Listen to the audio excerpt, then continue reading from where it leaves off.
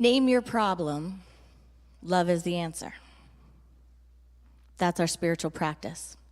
Name your problem. Love is the answer. Name the limitation. Love is the answer. But what does that mean? Love is the answer. Charles Fillmore defined the word love as the Great Harmonizer. It wasn't just a thing, it was an activity, it was a spiritual practice. What harmonizes? If I'm in limitation and love is the answer, what kind of limitation I am, and how can I harmonize? How can I step into alignment here in this field? How can I look at my mind, body, spirit practice and say, am I in alignment? Are there places where I'm out of alignment with the great harmonizing faculty? Am I inviting in spirit source? Am I circulating my consciousness, my love? Am I harmonizing?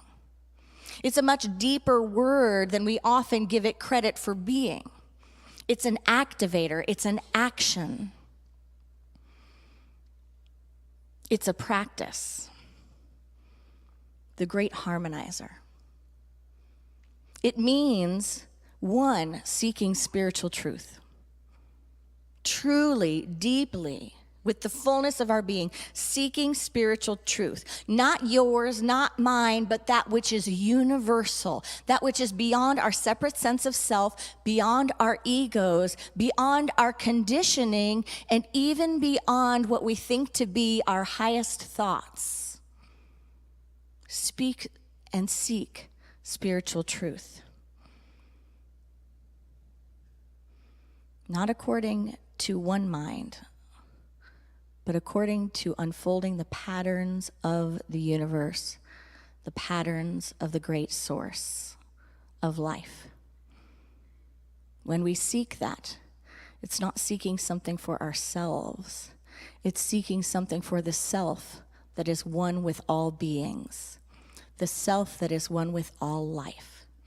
Seeking spiritual truth. The next is to apply a spiritual principle, to really apply spiritual principle. Charles Fillmore Unity's co-founder was not a fan of taking things on because people told him they were true.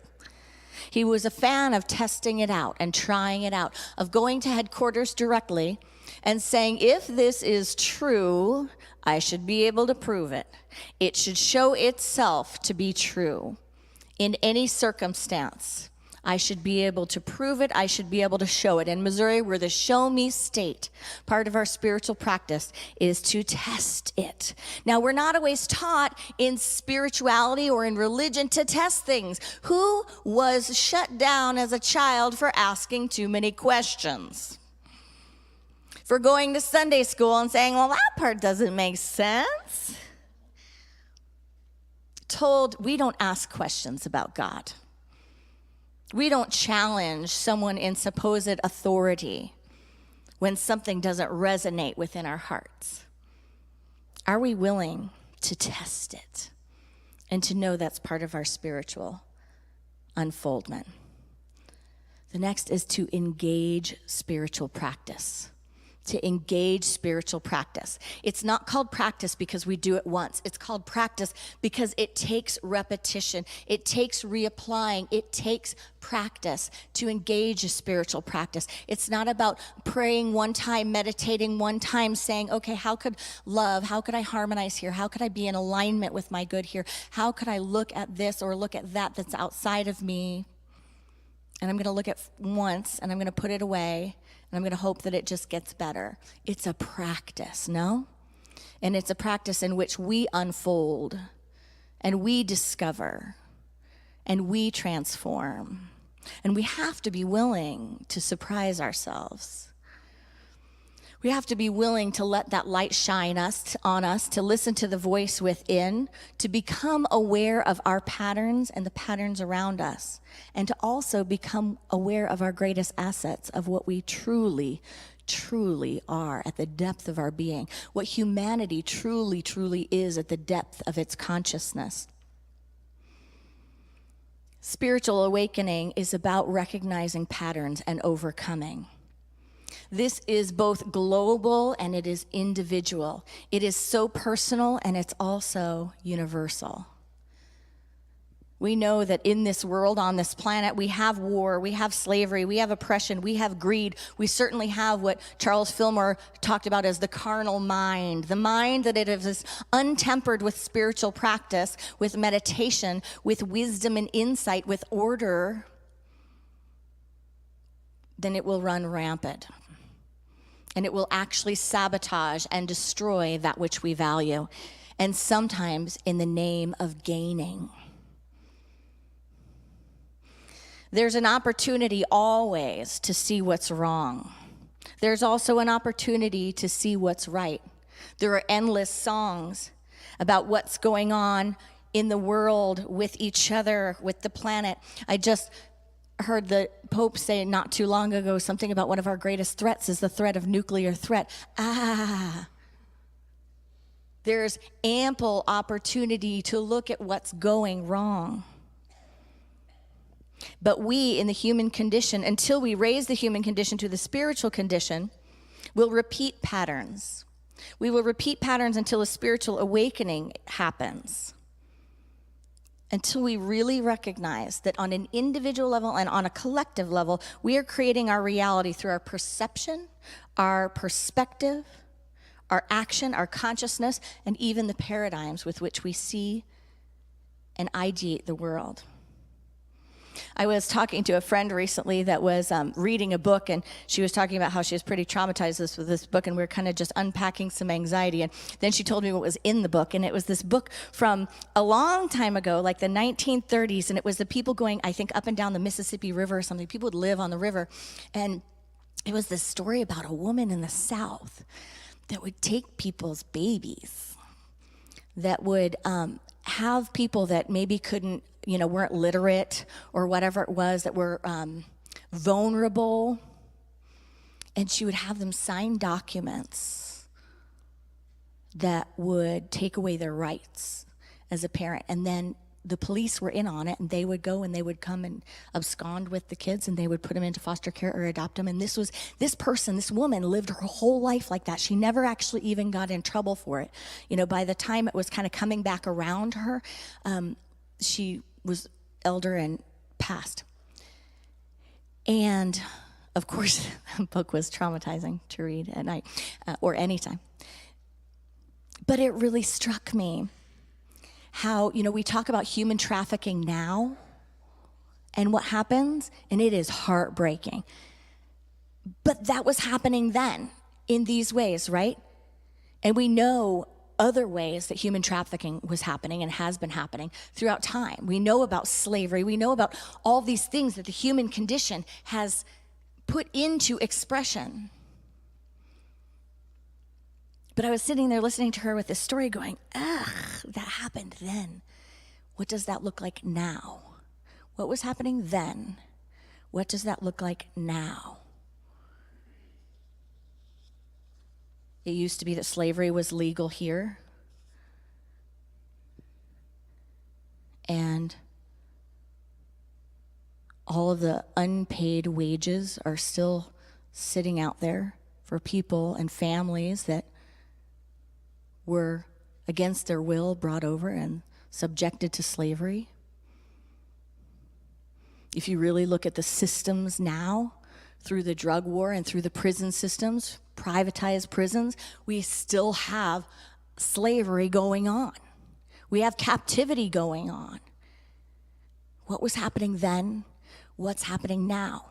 Unless we look at our patterns, unless we look at them deeply, without our preconceived notions, without our judgments, without thinking, I know everything about this, I already know my opinion, and I don't want to listen anymore. I'm done listening. I made up my opinion a long time ago. Unless we're willing to let go of all of that and pray and meditate about something and say, let me learn more. Let it come to me, whatever it is that I could make a difference on this planet, whatever it is that I could awaken from my slumber, let it come to me. Unless we're really willing to look, we will be in the repeating of the patterns. That happens globally with societies, individually with countries, and it is systematic, and it happens within ourselves. I was talking to a friend not too long ago, and I was moving through something, talking something out, and this friend said to me, I can remember sitting with you at this place, at this time, and remember talking you through this exact same series of thoughts. Totally different story.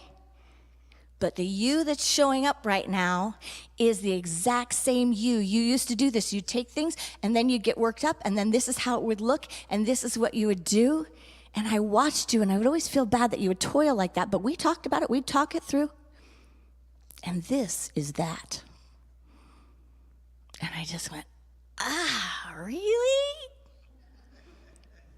Just like that? Like the same girl just doing the same thing? Yep, just like that. Different story. Same reaction. Different story. Same consciousness. That is the gift of having a good friend. That is the gift of being vulnerable and sharing. That is the gift of a therapist. That is the gift of a spiritual community. That is the gift of transformation work, is that we can allow ourselves to see things differently, because if we can't see it right, we can't set it right. But when we can begin with the first step with it, which is awareness, simply awareness, the amount of transformation potential in that awareness is immeasurable. Immeasurable. All it takes is being able to say, okay, so if that's true, then let me not try to work it all out according to the same patterns. Let me not try to work it. Let me fully apply spiritual principle.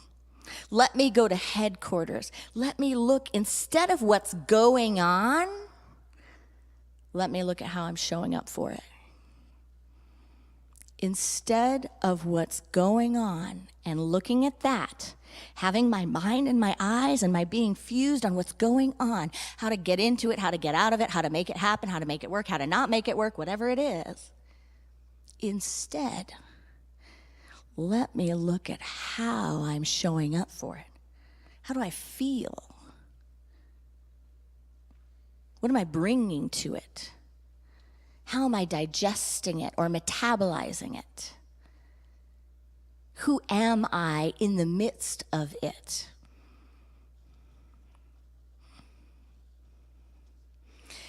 We will always, within ourselves and globally, have patterns that will repeat themselves until we wake up, one person at a time and as a collective.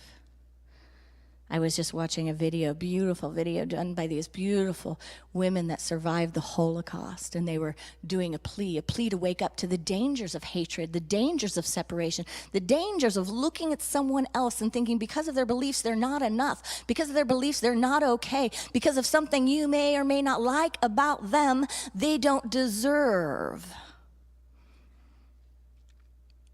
We had the Holocaust then. We still have ideas like white supremacy. We still have caste system ideas, judging ideas. We had those awful things where the Christians would get like eaten by lions, all this bad stuff, like blah. And we have terrorism and extremism now. Religious intolerance, exclusivity, an unhealthy desire for conformity. It used to be that the church was called on corruption. The church was governing, and it was getting in trouble for mismanaging and for corrupting. Now we've got individuals, we've got corporations, we've got governments, we've got still these ideas of greed or fear, of lack, or not enough, or misplaced values.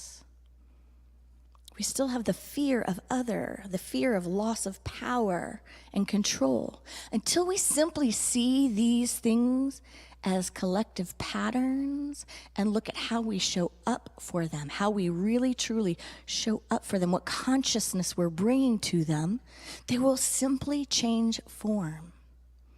They will simply keep mutating and shifting until they're healed. It happens within us, and it happens collectively. So we could either let ourselves get bogged down in the stories. And this is not to, if you've done spiritual practice work at all, you know you never argue with someone's story. Our stories are part of us. In fact, our stories need to be presenced in order to heal. So we never argue with our story. But until we look beyond the story at what we truly are and we look at the patterns, then we can have the awakening. Otherwise, it can be daunting. It can be overwhelming. Martin Luther King said in his Testimony of Hope essay in 1968, he said, "People are often surprised to learn that I am an optimist." Can you hear that? I mean, listen to a few of the things that I've mentioned even here today, and if your energy just went plop, plop, plop, get me out of here. Think about what Martin Luther King went through. And he said, "I am an optimist." He said, "They know how often I've been jailed, how frequently the days and nights have been filled with frustration and sorrow, how bitter and dangerous are my adversaries. They expect these experiences to harden me into a grim and desperate man. They fail, however, to perceive the sense of affirmation generated by the challenge of embracing struggle and surmounting obstacles." Affirmation and optimism. That's a spiritual practice. That's seeking spiritual truth, applying spiritual practice, spiritual principle, and engaging the practice. That's truly standing in our practice. Reverend Jackie Hawkins, who spoke here last Sunday and did an incredible job, we were blessed to have her. One of the things that stuck out to me as I was live streaming is she really called us on it, and she said, "Are we engaging our spiritual practice? Are we using the principles? Are we using the principles?" We can stand for transformation, and we can recognize progress. We can stand for transformation, and at the same time, we can recognize progress.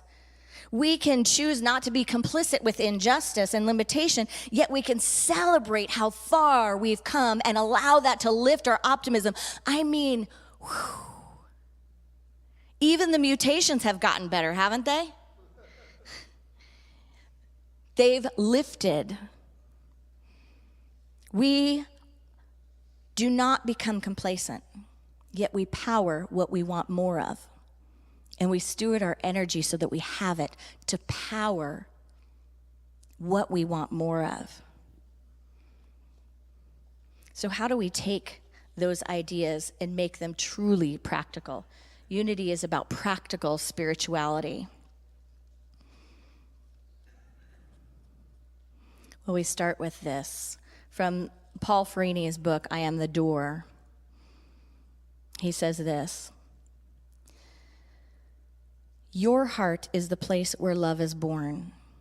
It is the bottomless well from which you can draw as often as you need to.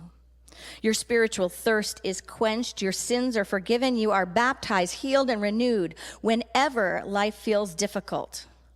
There is only one place that offers you a sanctuary. You must learn to make your pilgrimage there on a regular basis. Don't look outside of yourself for answers. Don't seek refuge in the ideas, opinions, or advice of other people. Don't go into your head and try to figure things out. Surrender all of that and seek the place where love begins in your own heart. It is your responsibility to reconnect with the source of love when you need to. No one else can do it for you. When the spark in your heart is attended to, it grows into a steady flame. When the flame is fed by acts of loving kindness to self and others, it becomes a blazing fire, a source of warmth and light for all who encounter it." Dive into love. The second step comes from Emily Cady, author of one of our foundational books, Lessons in Truth. And she says this, she talks about how people often try to seek God and how they often miss the mark when they're trying to find God, when they're trying to engage their spiritual practice, when they're trying to find their spiritual resources. She says, earnest men truly feeling after God, if haply they may find him, when all the time he is near them, even in their very hearts. She says, then do not reach out thus. This is as though a seed were planted in the earth, and just because it recognized a vivifying, life-giving principle in the sun's rays, it did nothing but strain and stretch itself upward and outward to get more of the sun. You can see at a glance that by doing so, it would get no solid roots in the earth where God intended them to be. The seed needs to send roots downward, while it keeps its face upward, turned towards the sun, and lets itself be drawn upward by the sun. Some of us, in our desire to grow, she says, have recognized the necessity of waiting upon God in the stillness for the vivifying and renewing of life. Make the mistakes of climbing up and away from our bodies. Such abnormal outstretching and upreaching is neither wise nor profitable. After a little of it, one begins to get cold feet and a congested head. While one is thus reaching out, the body is left alone, and it becomes correspondingly weak and negative. This is all wrong. We are not to reach out away from the body, even after the Sun of Righteousness. We are rather to be still and let the sun shine on us right where we are. The sun draws the shoot up as fast as it can bear, and it will be strong. We do not need to grow ourselves, only to let the sun grow us. But we are consciously to let it, not merely to take the attitude of negatively letting it by, not opposing it, but by putting ourselves consciously where the sun can shine on us, and then be still and know that while we wait there, our source is doing the work. See that distinction, that idea of trying to lift out to get somewhere, or instead diving deep down into what is already there, planting deep. The last step is from Paul Farini, and it's about focused attention. He says, I do not ask you to meditate or pray for an hour a day, although there is nothing wrong with this. I simply ask you to remember your divine essence for 5 minutes out of each hour, and for one thought out of every 10. 9 thoughts may be about needing to fix yourself or someone else, but let the 10th thought be about that which does not need fixing. Let the 10th thought be about something which is totally acceptable, totally lovable. This is the rhythm of the Sabbath that was meant to establish. For 6 days, you could be absorbed in the drama of work and struggle, but on the 7th day, you were to remember God. The 7th day was to be a day of rest, of turning inward. Let the wisdom of the Sabbath be brought into your daily life, that when you eat, God will sit at your table. When you speak with your brother, you will remember to say something encouraging to him. The Sabbath is a ritual of remembering.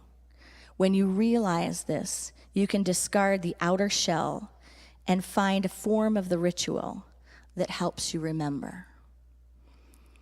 Ours, friends, is to recognize that everything we need to awaken, everything we need for awareness, everything we need to see these patterns and to truly transform is right here if we're willing to dive in. It's not about getting out of ourselves. It's about truly allowing ourselves and allowing the world to become more of itself.